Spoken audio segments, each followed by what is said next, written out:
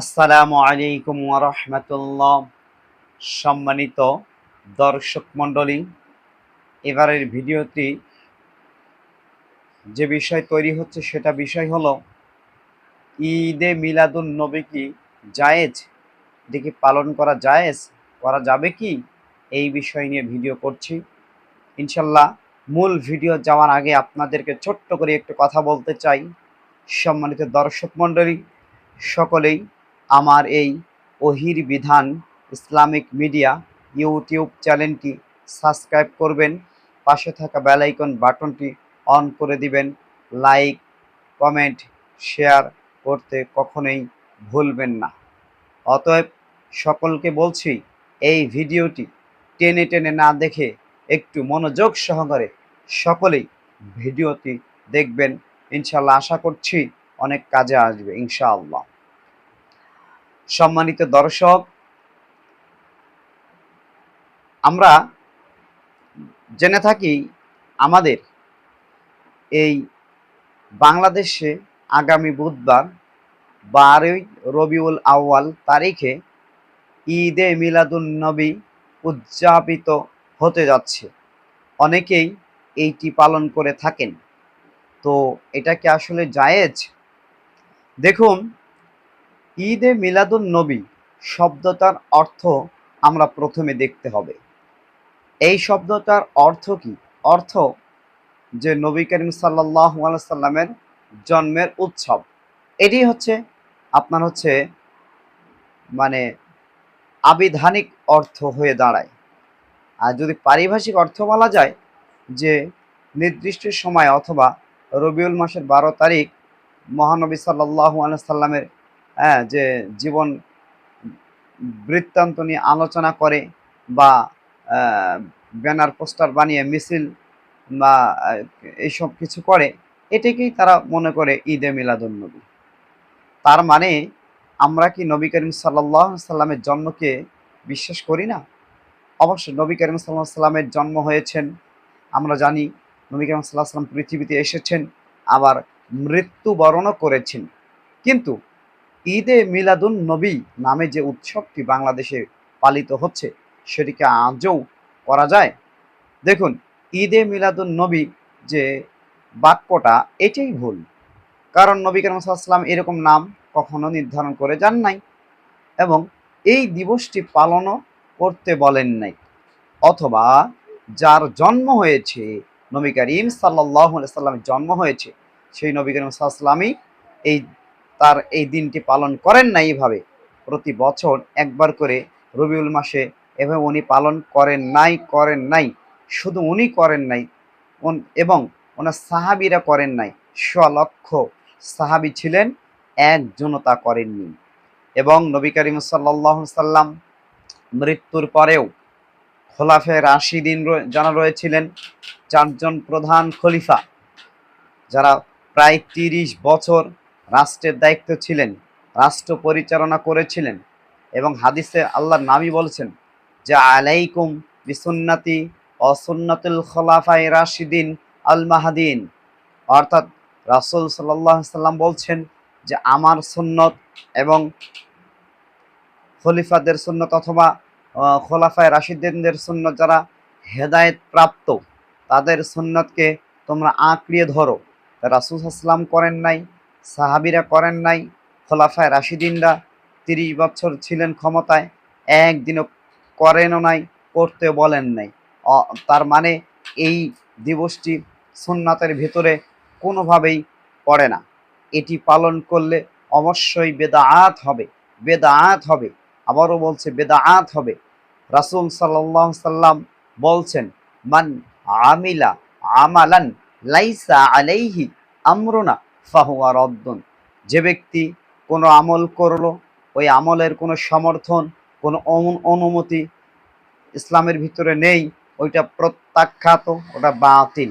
কারণ রাসূল সাল্লাল্লাহু আলাইহি সাল্লাম মৃত্যুর প্রায় 625 বছর পরে এই ঈদে মিলাদুন নবী ইরাকে চালু হয়েছে।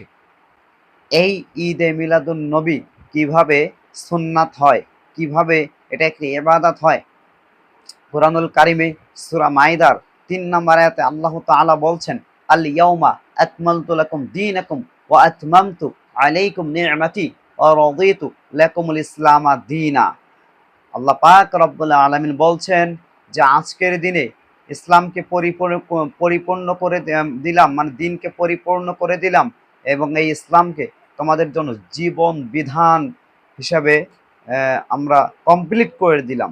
যে এইটা যাতে পরিপূর্ণ করে দিলেন, তো এর পরে যেগুলো ইবাদত বন্দেগীর নামে চালু করছে সারা বিশ্বে বা বাংলাদেশের যেখানেই চালু হোক না কেন, সেটা অবশ্যই বেদাআত বেদাআত বেদাআত। আর এই বেদাআত করলে সে অবশ্যই জাহান্নামে যাবে। বলছেন, হাদিসে বলছেন যে অশারুল উমুরি মুহদাসাতুহা অকুল্লু বেদাআতিন, কি, অশারুল উমুরি মুহদাসাতুহা অকুল্লু বেদাআতিন যালালা অকুল্লু দালালাতিন ফিন্নার। রাসূল সাল্লাল্লাহু আলাইহি সাল্লাম বলছেন যে প্রত্যেকটা নতুন সৃষ্টি সেটাই হচ্ছে বেদাআত, এবং প্রত্যেকটা বেদাআতই পথভ্রষ্ট, এবং প্রত্যেকটা পথভ্রষ্টই যাবে জাহান্নামে। অর্থাৎ এখান থেকে বোঝা যাচ্ছে যে যেটাই সে ব্যক্তি করুক না কেন সেটা জায়েজ নয়।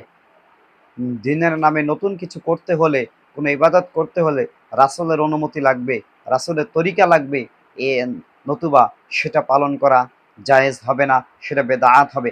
আর বেদাআত করলে রাসূল সাল্লাল্লাহু আলাইহি সাল্লামকে অপমান করা হয়।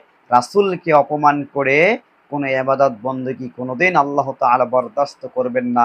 শোনেন, আরো শোনেন, সূরা আলী ইমরান আয়াত নাম্বার ৩২ আল্লাহ তাআলা বলছেন, কুল আতিউল্লাহ কুল আতিউল্লাহ ওয়ার রাসূল, যে হে রাসূল সাল্লাল্লাহু আলাইহি সাল্লামকে বলা হচ্ছে, হে মুহাম্মদ তুমি বলে দাও যে তোমরা আল্লাহর আনুগত্য করো এবং রাসূলের আনুগত্য করো। ফাইন তাওয়াল্লাও, যদি তারা সেখান থেকে মুখ ফিরিয়ে নেয়, ফাইন্নাল্লাহা লা ইউহিব্বুল কাফিরিন, নিশ্চয় আল্লাহ তাআলা অস্বীকারীদেরকে ভালোবাসেন না।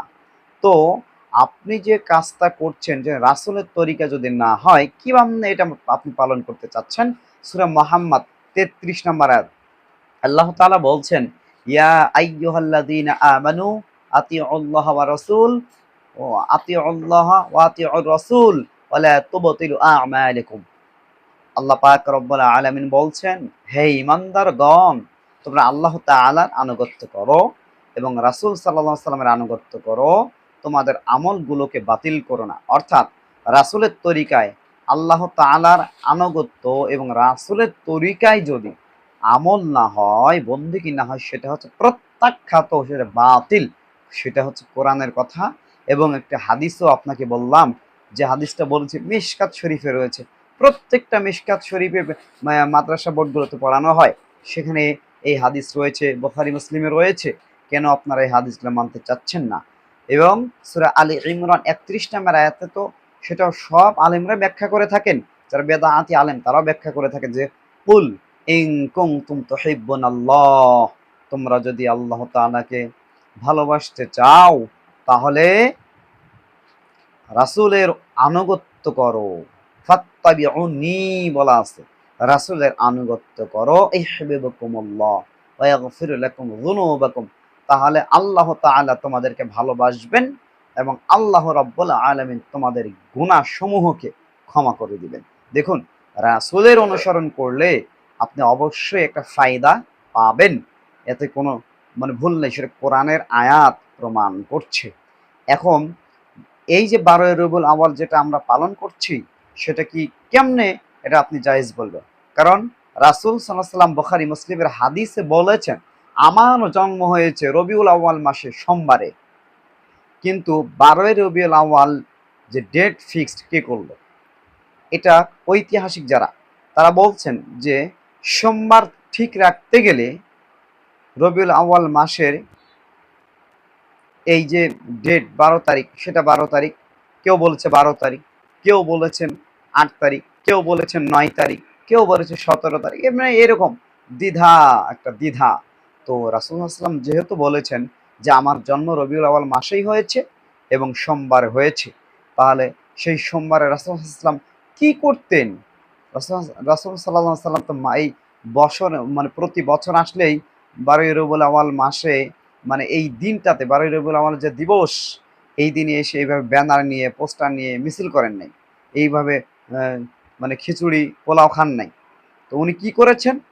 উনাকে বলা হচ্ছে, আল্লাহর নবী, আপনি সোমবার এবং বৃহস্পতিবার কেন ২ টি সিয়াম রাখেন? আল্লাহর নবী বলেন, আমি সোমবার সিয়াম পালন করি, তার অর্থ হলো এই, আমার জন্ম হয়েছে সোমবারে, এই জন্য শুকরিয়া স্বরূপ আল্লাহ তাআলার কাছে আমি এই সোমবারের দিন সিয়াম পালন করি। আর প্রতি বৃহস্পতিবার যে আমি সিয়ামটা পালন করি, প্রত্যেকটা মানুষেরই আল্লাহ রব্বুল আলামিন সাপ্তাহিক আমলনামার একটি রিপোর্ট আল্লাহ তাআলার কাছে সঞ্চয় হয়, জমা করা হয়। ওই দিন আল্লাহ তাআলা যেন দেখে যে আমি সিয়াম আছি, এই অবস্থায় যেন আমার রিপোর্টটা পেশ করা হয়। এই জন্যই আমি বৃহস্পতিবার সিয়ামটা রাখি। কিন্তু ভাইয়েরা দেখুন, আজকের দিনগুলিতে আমরা শুধুমাত্র ১২ তারিখ নিয়ে পাগলা হয়ে গেছি।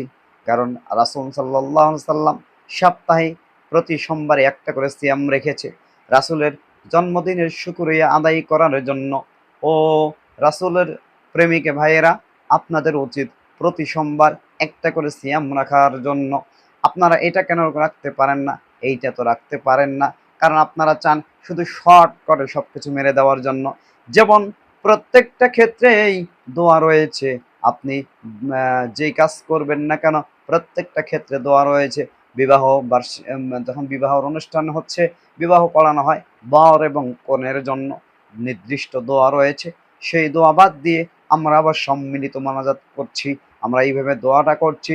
কিন্তু দেখুন, অধিকাংশ ইমাম সাহেব যারা এই বিবাহ পড়িয়ে থাকেন, তাদের এই দোয়াটা মুখস্থ নেই। কারণ রাসূল সাল্লাল্লাহু আলাইহি সাল্লামের সুন্নাত দোয়াটা আপনি পড়ছেন না, আপনি বেশি বুঝে হঠগাড়িতা করে আপনার নিজস্ব তরিকা অনুযায়ী আপনি নতুন নতুন আমল করছেন। কিন্তু দেখুন, এই যে দিনটা, এটা পালন করার জন্য কোনো প্রমাণ নাই, কোনো হাদিসে প্রমাণ নাই।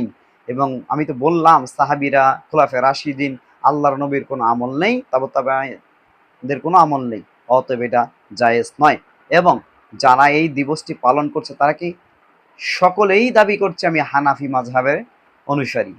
আচ্ছা, আপনাদেরকে বিনীত স্বরে জিজ্ঞেস করতে চাই, ইমাম আবু হানিফা রাহমাতুল্লাহ আলাইহি কি কোনোদিন এই দিবসটি পালন করেছিলেন? অবশ্যই না। ইমাম আবু হানিফা রাহমাতুল্লাহ আলাইহি এই দিবসটি আজীবনে পালন করেননি। কারণ ওনার জন্ম হয়েছে ৮০ হিজরিতে, মৃত্যুবরণ করেছেন ১৫০ হিজরিতে। আর আপনার এই ঈদে মিলাদুন্নবী স্টার্ট হইল ৬২৫ হিজরিতে। তো আবু হানিফার খবরই জানতেন না, পালন কখন করলেন? তো কিভাবে আপনারা হানাফি মাযহাব দাবি করছেন? একটু চিন্তা করার ব্যাপার না? দেখুন, আপনাদের এভাবে চলবে না। শুনুন, এটা অনুষ্ঠানটা কোত্থেকে এসেছে? সংক্ষিপ্ত ইতিহাস একটু বলে যাই। এইটা হচ্ছে আল খত্তাব ওমর ইবনে দাহিয়া, ইরাকের একটা বরেণ্য আলেম ছিলেন। অর্থাৎ আলেম ভাইয়েরা ৩ ধরনের। ১ নাম্বার হলো, এক শ্রেণীর আলেম রয়েছে, তারা নিজেও কোনোদিন বেদাত করে না এবং বেদাতকে প্রশ্রয় দেয় না, সবসময় বেদাতের বিরুদ্ধে রুখে দাঁড়ায়। আরেক শ্রেণীর আলেম হলো, সে রুখে দাঁড়ায় না কিন্তু চুপ করে থাকে। আরেক শ্রেণীর আলেম হলো, সে সে বিরুদ্ধে কথা বলা তো দূরের কথা, বরং তো সে নতুন নতুন বেদাত সৃষ্টি করার ক্ষেত্রে মানুষকে সাহায্য করে। এইরকম আলেম, এই তেমন একজন আলেম ছিলেন আল খত্তাব ওমর ইবনে দাহিয়া। এই ইরাকের গভর্নর ছিলেন আবু সাইদ মুজাফফর বিন কুকুবুরি সাহেব। এই লোক ওই সময়কার অবস্থান দেখে খ্রিস্টানরা, ইহুদিরা বিভিন্ন ধরনের অনুষ্ঠান পালন করে থাকে। এইসব অনুষ্ঠান যখন তারা পালন করে, তারা উনি বললেন যে আমাদেরকে আরেকটা দিবস এরকম কিছু করা যায় না কি? তখন কিছু আলেমদেরকে বললেন যে তোমরা এরকম একটা দিবসের আয়োজন করো। অনেক আলেমরা বলছেন, না, এসব দিবস পালন করা যাবে না, এসব পালন করলে ঠিক হবে না। কিছু আলেম মানে সরকারের চাপে পড়ে সেই দেশ পর্যন্ত ত্যাগ করেছিল। এমন অবস্থায় এই যে উমর ইবনে দাহিয়া ইনি কি করলেন, ইনি নবীজি সাল্লাল্লাহু আলাইহি ওয়াসাল্লামের জন্ম উপলক্ষে একটি বই লিখলেন।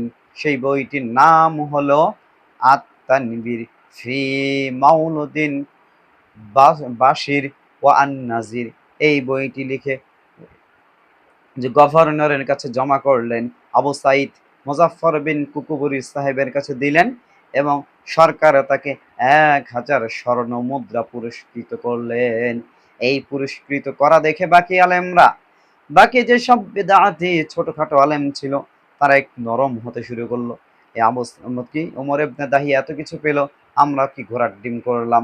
এই অবস্থায় করে ওই ব্যক্তিদের থেকে আস্তে আস্তে এই মিলাদ করা শুরু করলো। আর তারা মিলাদ করার আগে কি করতেন, অনেক বড় আয়োজন করতেন। যেমন আমাদের একটা ঈদ উৎসব বা যে কোনো উৎসব পালন করতে গিয়ে কি করি, অনেক আয়োজন এটা সেটা অ্যারেঞ্জমেন্ট করি, তারা এরকম করতো। আর আজকে ভারত, বাংলাদেশ, পাকিস্তান এই রাষ্ট্রগুলোতে এই মিলাদ কি হয়, দিনে 14 বার পড়ানো হয়। সকালে বিকালে রাতে, মানে ঠিক নেই, ঘন্টায় ঘন্টায় দোকান উদ্বোধন, কিন্তু প্রত্যেকটা ক্ষেত্রেই এই মিলাদ তারা আবিষ্কৃত করছে। হ্যাঁ, এবং মিলাদ মানে জন্ম, এটা হচ্ছে বিশ্বাস করার কথা। আর এরা কি করছে, পালন করছে। ওই যে দেখেন না, যেমন একটা ছেলে জন্মদিবস পালন করছি, একটা মেয়ে হলে জন্মদিবস পালন করছি, নিজের ম্যারেজ ডে পালন করছি, তো ওই রকম উৎসব এইটা। তারপরে আস্তে আস্তে এটা যে ঈদে মিলাদুন্নবী তৈরি করছে। আর কি বলছেন যে সকল ঈদের সেরা ঈদ ঈদে মিলাদুন্নবী। এই কথাটা, স্লোগানটায় একদম বলা যাবে না, কারণ এটা কোনো ইসলামী স্লোগান হতে পারে না। ইসলামের নাম দিয়ে ইসলামকে ভ্রান্ত পথে ঠেলে দিতে চাচ্ছেন, এটা কখনোই সম্ভব না। সম্মানিত দর্শক, আমি একজন দৃষ্টি প্রতিবন্ধী মানুষ হয়ে এইসব নিয়ে গবেষণা করে কাজ করছি। আপনাদের সামনে কিছু তথ্য ইনফরমেশন মেনশন করছি। আপনারা যারা চক্ষুষ্মান ব্যক্তি তারাও তো ঘরে বসে আছেন, শুধুমাত্র চটি বইগুলো পড়ে পড়ে ফতোয়াগুলো দিচ্ছেন। ভুল ফতোয়াগুলো কেন সমাজের মাঝে আপনারা চাপিয়ে দিচ্ছেন? শুনুন, এই বেদাআত করে যদি মৃত্যুবরণ করেন, কোনোদিন আপনি জান্নাতে যেতে পারবেন না। কারণ রাসূল সাল্লাল্লাহু আলাইহি সাল্লামকে অপমান করে জান্নাত পাওয়া যাবে না। অতএব এইখান থেকে সকলে ফিরে আসুন, চেষ্টা করুন এই ঈদে মিলাদুন্নবী এই নোংরা অনুষ্ঠান থেকে ফিরে এসে আপনি রাসূলের তরিকা অনুযায়ী আমল করতে হবে। কারণ রাসূল সাল্লাল্লাহু আলাইহি সাল্লাম একটা হাদিসে বলেছেন, দারমিতে এই হাদিসটি এসেছে যে স্বয়ং যদি মূসা আলাইহিস সালামকে যখন হাজির করা হয়, আর মূসা আলাইহিস সালাম যদি তার নিজস্ব বিধান নিয়ে মানুষের সামনে আসে, মূসার ওই সময় এই বিধানের 5 পয়সা দাম থাকবে না। শুধুমাত্র রাসূলের তরিকা ব্যতীত পৃথিবীতে অন্য কোনো তরিকায় আমল করলে সে আমল আল্লাহ তাআলার নিকটে গ্রহণযোগ্য হবে না। এই জন্যে আপনাদেরকে আমি বলছি যে হাদিস বুঝে শুনে সব কিছুই আমল করবেন, ইনশাআল্লাহ আজিজ আপনারা ফায়দা পাবেন। যে আলোচনাটা করলাম অনেক লম্বা হয়ে যাচ্ছে, আপনারা আলোচনা টেনে টেনে না দেখে পুরাটাই দেখবেন, কিছু হলে বোঝা যাবে ইনশাআল্লাহ। আপনাদেরকে আমি সকলকেই দাওয়াত দিচ্ছি, আমার এই ওহির বিধান ইসলামিক মিডিয়া ইউটিউব চ্যানেলটি সাবস্ক্রাইব করবেন। সাবস্ক্রাইব করতে কোনোদিন ভুলবেন না, কারণ আপনারা তো অনেক চ্যানেল সাবস্ক্রাইব করে থাকছেন, বিভিন্ন গান বাজনা, টিকটক, হ্যাঁ, অশ্লীল জিনিসের। কিন্তু আপনি এই একজন প্রতিবন্ধী মানুষের চ্যানেলটি সাবস্ক্রাইব করে দিন আর আমাকে উৎসাহিত করুন, আমি যেন আপনাদের মাঝে দিনের সঠিক দাওয়াতগুলো পৌঁছে দিতে পারি। আল্লাহ তাআলা যেন আমাকে এই তৌফিক দান করেন। আর ভিডিওগুলি লাইক করবেন, শেয়ার করবেন, কমেন্ট করতে কখনোই ভুলবেন না।